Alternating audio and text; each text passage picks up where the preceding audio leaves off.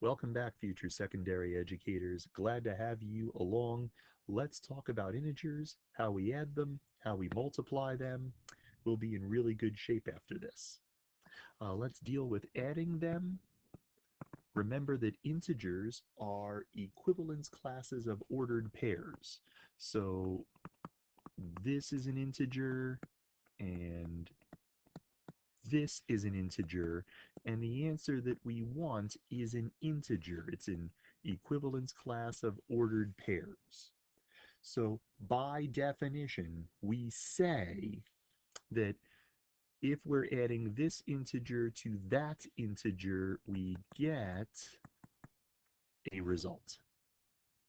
The representative ordered pair for the sum of the two that we see is represented in terms of their coordinates. Why does this make sense? Why is this our definitional statement? Well, let's pretend. I want to make sure that if I add 2 and -3, that the answer is -1. So I'm going to pick an ordered pair that corresponds to 2. I'm going to pick an ordered pair that corresponds to -3, and I'm going to make sure that the definition gives me an ordered pair that corresponds to -1. Well, there are lots of ordered pairs that correspond to 2 as long as we pick whole numbers that are 2 apart, and so we'll pick 4 and 6. And there are lots of ordered pairs that correspond to -3 as long as we pick whole numbers that are 3 apart, and so we'll pick 8 and 5. Notice 4 up to 6, that's positive, 8 down to 5, that's negative. A plus C is 4 plus 8. B plus D is 6 plus 5. 12 down to 11, that's negative. The definition appears to hold. It appears that the definition does what we want it to do. It adds two integers and gives us an integer. It gives us the right integer. Now, I would encourage you to play again to pick your own statement involving integers and make sure that things play out the way it should. That's what the pause button is for. Let's talk about multiplying. When we teach teenagers to multiply, we usually use some kind of area model, and that's what we're going to do here. We're going to use some kind of area model. Let's pretend, just for fun, that I want to confirm that 2 times 1 is in fact 2. Let's just pretend that that's what I want to do. I'll pick some ordered pair that corresponds to the number 2.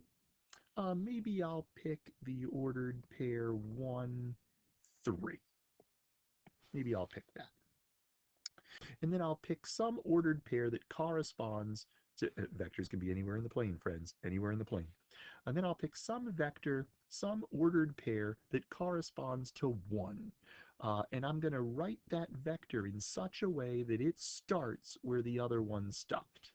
And I'll go just like that. Now, you and I both know in an area argument that the area of this rectangle, well, that's 2 boxes, 2 little squares. And since that area is just 2 little squares, we say that 2 times 1 is 2. But we also want it to be the case. Also want to make sure that -2 times 1 is -2. Now that's a doozy, isn't it? So what do? Well, we think about some ordered pair that represents -2. Maybe that's the ordered pair 5, 3. And then we think about some ordered pair that represents the number 1, and we start that little vector where the other one ended.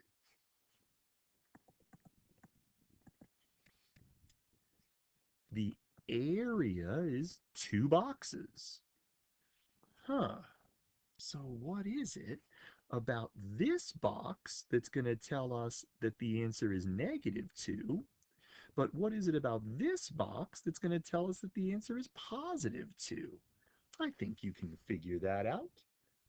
I think you can know what it is about this box that tells us the answer is positive 2, and what it is about this box that tells us the answer is negative 2. I think that's well within your abilities as a mathematician.